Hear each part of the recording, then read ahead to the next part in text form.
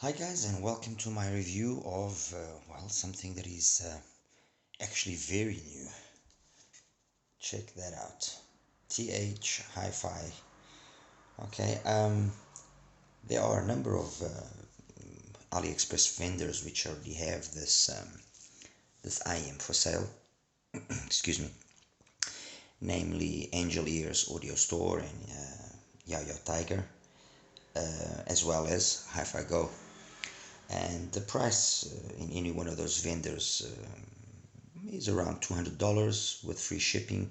On Hi-Fi Go it's about 170 with shipping to be included, but all of it comes out to more or less the $195 $200 bracket, which I've just mentioned. And some of them, as is the case as well with Hi-Fi Go, they mention BGVP. Now, if BGVP is a collaboration with THHifi or not, I have absolutely no idea. I bought these from Angel Ears Audio Store as being a THHifi product with no collaboration with BGVP. If they are now using BGVP to perhaps help with the sales or not, I really don't know. But anyway, that's irrelevant. This is the box, and let me tell you something. What a box! I mean, just the simple fact, irrespective of the fact that we already know boxes are to be thrown away, but this is a really nice packaging. I mean, wow, praise must be given when it's deserved. It's really nice, sturdy, well built. The IEMs come over there, as you can see. You remove that. Oops, excuse me. Remove that. There's some literature here. There's a small little pouch which inside it brings various tips. I mean, tips are plentiful, and I mean, there's no lack of them. The IEM sits inside here in this. 1 second, sorry. Sits inside there. Oops. In this.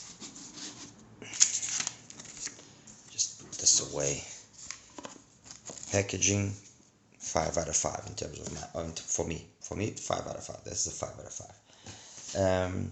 It brings this carrying pouch, which is a very much a standard carrying pouch. You've seen this kind of style in products from THA Audio, from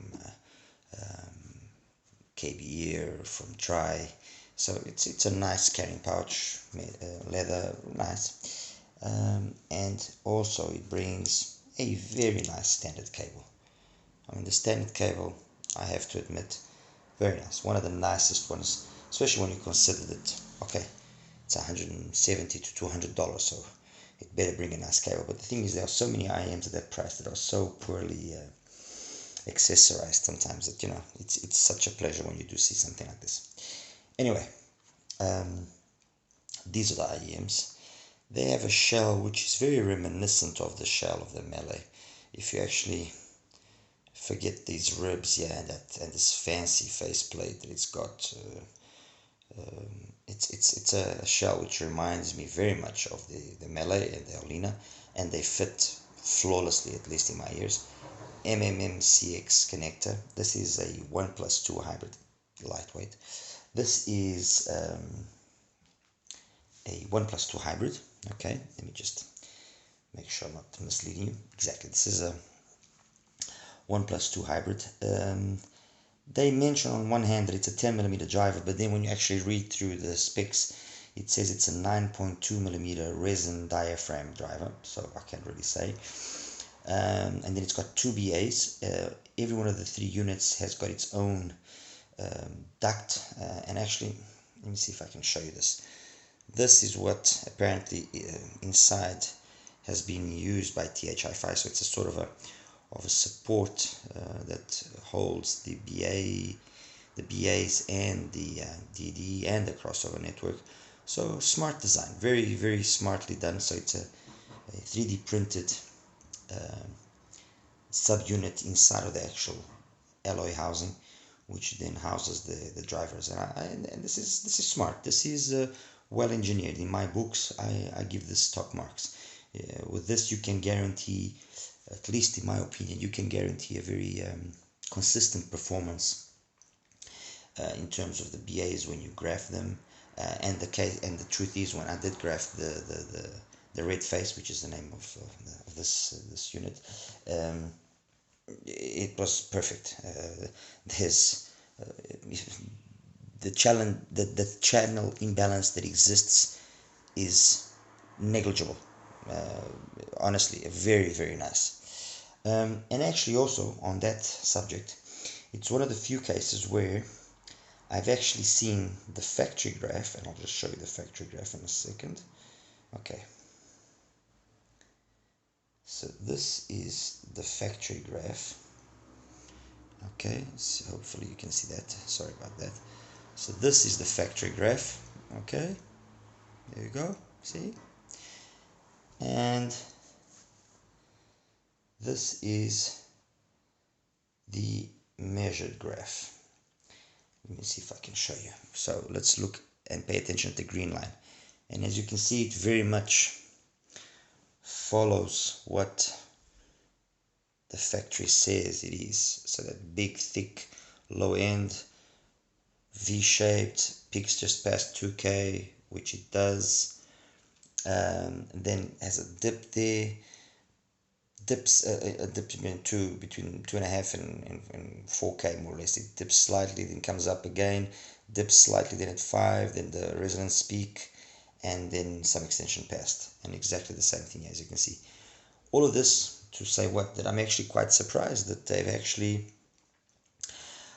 for once there's a company, well, at least an unknown company, that measures in a way that when we measure, and in this case myself, what I get is very similar, which is sometimes very frustrating because some companies sometimes have this tendency of showing us these fancy graphs that look all nice and so on and so forth, that get us all hyped, let's get it that way. And then when we go and measure it, we're absolutely disappointed. I mean, I'm not going to name any specific brands now, but I just recently reviewed an IEM that when I saw the graph, I said, wow, this looks good. And I went and I took the plunge and I bought it, and then when I received it, it sounded very odd. So when I went and measured it, yeah, it had nothing to do with what the graph that they had said measured or showed. Anyway, more on this graph in a second. Okay,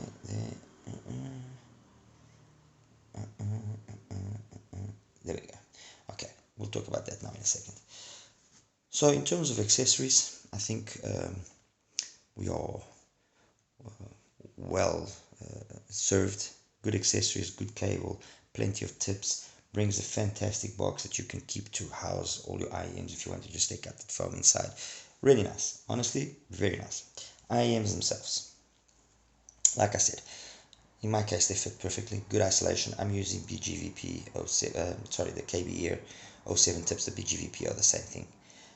But I'm using the KB 07 tips, my go-to in most cases. I did some testing with these tips, which look very much like the stock TRN tips, and it actually sounded okay. It actually didn't sound bad, let me put it to you guys. It was more, I just swapped them because of this giving me a better security in terms of the fit than these ones did. So let's talk about what we all want to know. So what does this sound like? And let me tell you something. It sounds good. It does sound good. Yes. And let's bring out the graph here again. Yes, it is a V signature. Let me see if I can put it with this. Yeah, there we go. Sorry about that. Yes, it is a V signature. We're talking about a pin gain of around 10, 11 dBs more or less. So it's an unashamed V signature. And in this particular case, what I have in front here is the red face. I'm going to just call it red face compared to the KZAX, which is the orange line. And as you can see, there's very minimal difference in the terms of the ultimate sub bass and bass response, so below 100 hertz. A little bit more noticeable that difference then in the way in which the red face dips quicker, and then again when we reach 1K they both have very similar pinna gain. The ZX is slightly less energetic, around the 4, 5, 6K area than the red face. They peak both at 8K, coupling related, and then the extension past that is again very similar in terms of the graph. And in terms of sound, and this whole talk that I was giving you now, you know, it's to say that it sounds very much like a KZZX. It sounds very much like a TRN, the VX, the special edition, the Tiger edition. And I just got here the GS Audio, the GT3C, for another comparison. But this, in essence, basically is a ZAX or a VX Pro, the Tiger edition, with just 2 BAs as opposed to 6 and 7 there, if I'm not mistaken. So less quantity of parts, let's put it that way. But it's got a very similar sound, and the ZX actually is an IEM that sounds good for a KZ. It actually does sound good. I personally think the ZX sounds very good. You know, it might not be the ideal in terms of its technical performance. No, it isn't, but it sounds good. It's got a nice dynamic sound. It's energetic. It's fun. You know, it is one of the better KZ products. Let's put it that way. And its successor, the ZAS, in my opinion, wasn't better. It actually lost some of the cleanliness that this one had, and this compared to the previous, the ZSX, was a huge improvement, because that was a V-shaped monster that was trying to kill you because of all that amount of treble that it had. But this actually had decent mids, decent vocal reproduction. It sounded okay. Honestly, it sounded okay, and you can get these things for like $50 now. The VX Pro Tiger Edition, taking aside, and this is the third set I have, by the way, taking aside some issues with regards to, let's say, consistency in the quality control, because I had the first one which had one sort of a graph, then I had a second which had another sort of a graph, and then this third one goes back to more the first type of a graph, which is sub bass with a nice smooth transition into the mids, into the mid bass, and then into the mids, a little bit of a bleed, but nothing too outrageous. And then that whole area there between 2 and 8K, it's not as flat as I would like, but it's also not crazy peaks up and here, up and down. It's just got a certain amount of energy, which with certain music genres can just be too forward with some female vocals. But overall, this one, the VX Pro, and this seems to be the one that actually is the sound that they were looking for. The VX Pro Tiger Edition is slightly superior to the standard VX Pro, slightly superior, not as forward sounding, not as shouty, and I guess it's down to the fact that it's got a little bit more bass than the standard VX Pro. But this was actually the first TRN that I said would be a worthwhile, when I reviewed it, that I said would be a worthwhile upgrade from a V90 or from the V90S. The V90 actually, surprisingly, is a very nice IEM. I think the V90 was probably almost on the same level as the ZAX, although it's from a previous generation. The ZAX from KZ had the V90S as its rival, let's put it that way. The V90S was a little bit more on the too bright, on the excessively bright side, too much treble, which made it feel very BH timbre and made it feel very artificial, let's put it that way. But with some foam tips, you could calm that down, and it actually sounded pretty decent. Honestly, it actually sounded pretty decent. Not a bad IEM if you take into consideration its limitations, and And the GD3C, well, the GD3C, those that have been following me and know that it's my rec for a hybrid 1+2 at around $100. How does this stack up to them? Like I said, this sounds very similar to these two. It's very much a V-shaped signature. I would say that the biggest difference between the three of them is that this, maybe down to the fact that it's only using two BAs, has been, or at least seems like it has been, more carefully tuned. And for example, let me just show you again the ZAX compared to the Red Face. If we are getting basically the same sort of a graph up there with just two BAs as opposed to 6, then I think it's safe to say that there has been a more careful tuning here than over there. There, the numbers game is what was being used. Here, a little bit of attention was paid to how it's tuned, and therefore in things like timbre, it is the most correct one out of these three, definitely. Timbre, tonality, that typical BA, sound, it's less evident here than it is in those two. That's obvious. Bass wise, it's not the quickest bass in the world, but it's a nice bass. It's got enough weight to it. It's engaging enough for it to make songs, more than pleasurable enough to listen to. I never found the bass to be excessive to the point that it became boomy or became boring to listen to or anything of the sort. So I think, we're talking 50, we're talking about 100, we're talking 170.